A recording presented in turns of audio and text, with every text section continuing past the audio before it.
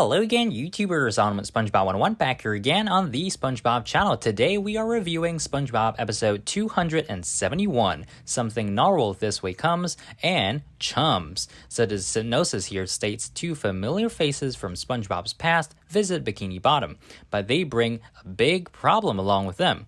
Also, after falling down the drain, Plankton finds an unlikely ally in the sewers, so two rather interesting episodes. Starting off first with Something Narwhal This Way Comes, the episode begins with SpongeBob basically dreaming that he's a spaceman landing on some planet and claiming it in the name of the Krusty Krab. So I thought this was really cool, a really nice way to randomly start an episode, which is really nice. But this is when noises are heard in the pineapple, and SpongeBob in his dream wakes up the real life SpongeBob, which is kind of strange, don't you think? But it's a cartoon, right? So SpongeBob and Gary, I was going to say Patrick, they go down and have to confront the burglars. And these burglars turn out to be, well, Narlene Narwhal and Nobby Narwhal. So those two new characters that were introduced first in Kamp Koral. And, you know, to use the word burglars, it's not actually wrong because they were technically burglarizing SpongeBob's house. At least they were trespassing into SpongeBob's house. But anyways, we have a quick scene here of SpongeBob being chased by a sea bear at Kamp Koral. I think this is the first time we've actually seen the SpongeBob version of Kamp Koral, aside from the movie, of course. So like Kamp Koral in the main series. So yeah, basically Narlene is here. Nobby is huge now, and he just eats SpongeBob's fridge. And if you guys actually watch my Kamp Koral episode reviews before, you roughly would know I really don't like their characters.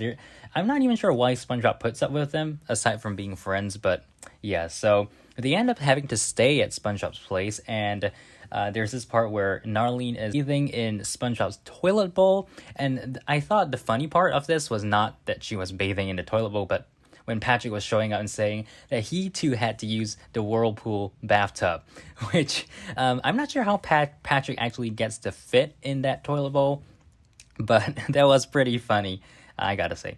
So Nobby does cook up a whole bunch of pancakes, and then they start hanging out. SpongeBob carves himself into a banjo, and then eventually Narlene and Nobby hillify the pineapple, so it looks like a shack of some sort. And this is when a whole bunch of other narwhals come in, and they start partying and driving Squidward mad to the point where he just decides to give his house away for free and wants to move away. But then Patrick just shows up in a hillbilly mode and wants to square dance with Squidward. So poor Squidward. It's cool that he made a cameo here, but man, that's pretty horrifying. All right, so we move on, and in the day, there's like a news flash. Narwhals have been colonizing Bikini Bottom and turning it into basically a hillbilly version of Bikini Bottom. So I like that term. It's a really nice work on part of the writers.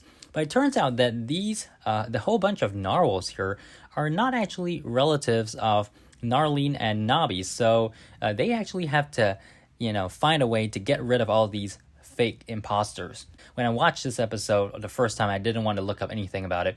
So watching this fresh, I was pretty surprised because they actually went to Plankton for help.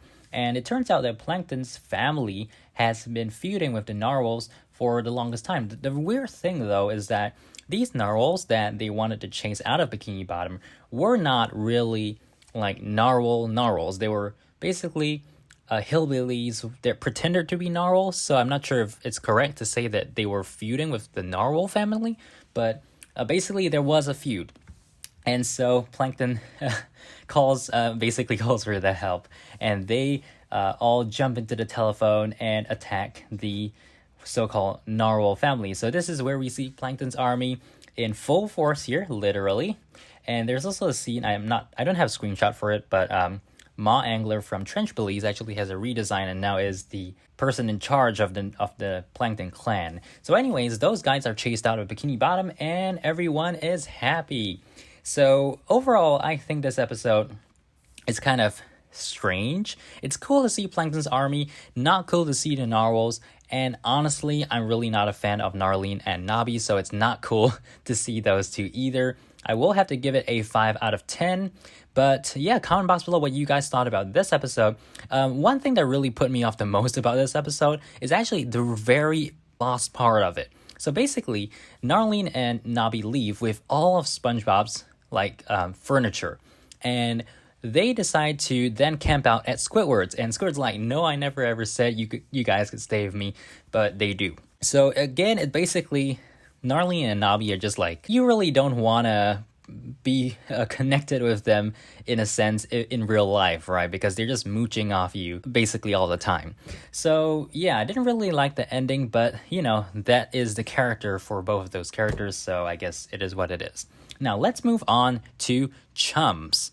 So this episode begins with Plankton analyzing the Krusty Krab, trying to find a weak spot, and he realizes that there is a pipe going right into Mr. Krabs' office, which he attempts to make use of and, get himself into the Krusty Krab to get to the secret formula. This is when SpongeBob shows up, prancing around with his water hose and trying to wash the windows of the Krusty Krab while singing the fun song, by the way. I thought this was a random throw-in that was pretty nice. But this eventually causes Plankton to be washed down into the sewer. And for some reason, he ends up through Bubble Bass's tap and is, gets destroyed in Bubble Bass's mouth while he's brushing his teeth. This was super gross. This really didn't make much sense, because why would anything that goes into the sewer, come up through the tap? Then gets flushed back into the sewer, where he's confronted by an alligator, and that alligator is then scared away by the Chum monsters. So this whole group of Chum monsters are created when Plankton flushes the Chum down into the sewer, and then that mixes with the sewer gases, and they mutate into some kind of Chum creatures, which is really strange. One thing I really liked when they were on the boat to the Chum village, it turns out that the way they discovered who the maker of the Chum was through the scrapbook, which Plankton actually threw down the sewer. And it says, it's a review by Krabs, who says, never eat here, the worst, eat at the Krusty Krab instead. So the dude in charge says that must be the highest rating, a negative toilet. And Plankton's just like, yeah, it totally is. But if you think about it a little bit more, a toilet is a negative, and if you put a negative in front of a toilet, doesn't that make it positive? I mean, the double negative, right? So perhaps it's not actually bad after all. Anyways, they end up going to the Chum village, which I think is pretty impressive for Chum. And they turn out to really, really love Plankton. And I really like how Plankton looks in this episode. Look at his proportions compared to that Chum monster guy. He's actually pretty huge. So it turns out perhaps that means that the Chum monsters themselves are actually pretty small, which is interesting, because why are they so small? Plankton decides to train them to invade the Krusty Krab and help him steal the Krabby Patty formula. Again, a whole bunch of scenes here where I really like how Plankton looks with his stubby little arms, and also the whole getting destroyed by helping them train. And there's also this part where he looks like the dumb version of Plankton from Salsa and Basilicus, with that little Patrick style head on top as well.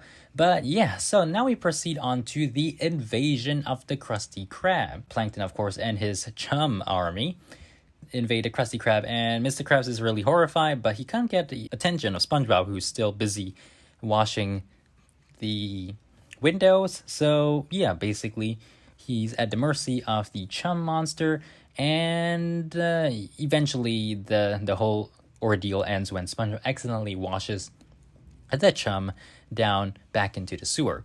So yeah, Mr. Krabs is safe. Yay! And that brings Plankton's plan to a close. It failed, of course. So Plankton is returned to the Chum bucket through the toilet. How else, right? And yeah, it turns out that Chum really don't want to hang out with him too much anymore, because, Plankton's plan isn't that great after all. So kind of sad for Plankton, but overall this episode I will have to give it a 7 out of 10. I really liked it in certain areas, and I didn't really have anything that I really didn't like, so hence why 7 out of 10. Comment box below what you guys think about this episode. Did you like how Plankton looked in this episode? I feel like Plankton looked pretty cute in certain parts of this episode. And also it was a good take on the use of Chum. you know, we don't really see that too much. So yeah, overall, decent episode. That's all for this review video. Make sure to subscribe, like, favorite, comment, etc. Keep right here on Ultimate SpongeBob 101. If you guys are watching this when this video goes up, like December 24th, 25th, Merry Christmas. If not, well, you know, this video came out during the Christmas time. So yeah, that's all for this one. I'll see you guys in the next video. Bye!